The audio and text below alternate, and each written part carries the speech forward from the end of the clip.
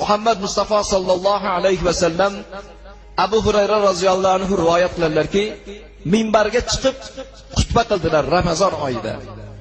Birinchi minbarga qadam qo'yganlarida amin dedilar. Ikkinchisiga yana qadam bosdilar, amin dedilar. Uchinchisiga qadam bosdilar, amin dedilar. Shunda biz taajjub qildik. Ya Allohning rasuli 3 marotaba amin, amin, amin dedingiz. Buni sababi nima dedik? Shunda Rasululloh, men minbarni birinchi pilla poyasiga qadam qo'yganimda Jibril alayhisalom keldilar.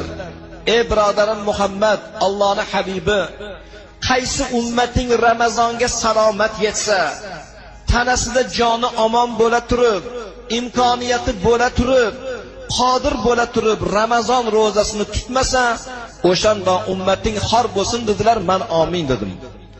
Ikkinchisi pilla